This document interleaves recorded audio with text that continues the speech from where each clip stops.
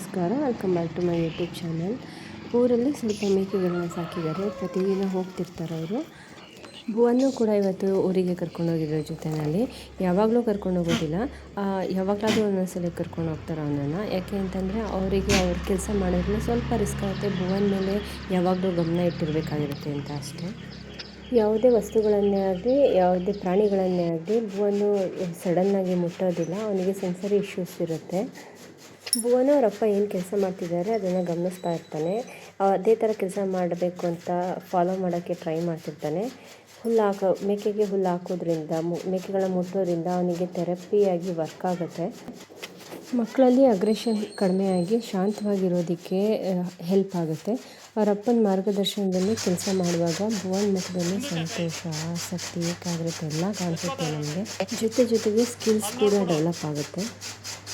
ಇದು ಕೇವಲ ಕೆಲಸ ಅಥವಾ ಸಹಾಯ ಅಂತ ಪರಿಗಣಿಸೋಕ್ಕಾಗೋದಿಲ್ಲ. ಭುವನ್ನ ಮುಂದಿನ ಬೆಳವಣಿಗೆಗೆ ಪ್ರೋತ್ಸಾಹ ನೀಡುತ್ತೆ.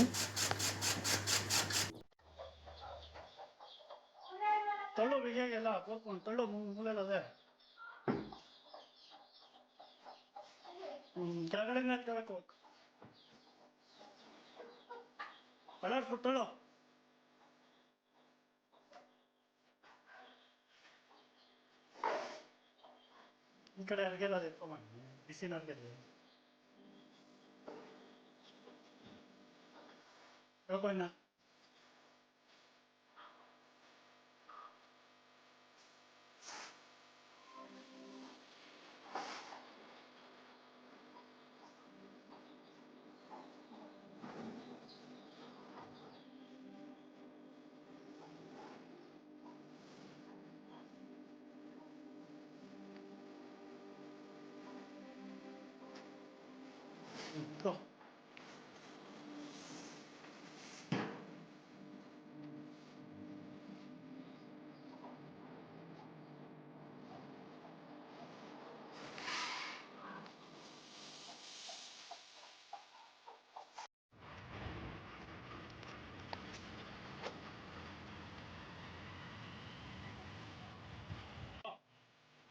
ನೋಡಲಿ.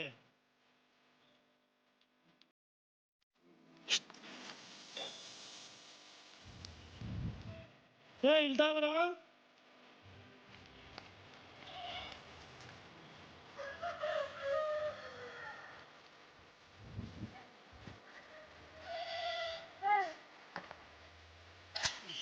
ನಡಿ ಹೋಗಿ ಬಾ ಬಾ ತಕೋ ಗೇಟು ಎಲ್ಲಿ ಮಾಡುವ ಅಲ್ಲಿ ಮಾಡುವ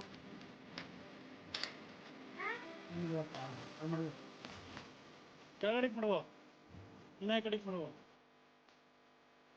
ಸೈಡಿಗೆ ಈಗ ಮಾಡುವ. ಆ ಕಡೆಯಿಂದ ತಳ್ಳು, ಹೊಡಿ ಕೈಲ ತಳ್ಳು, ತೊಳು ಜೋಳಿಗೆ.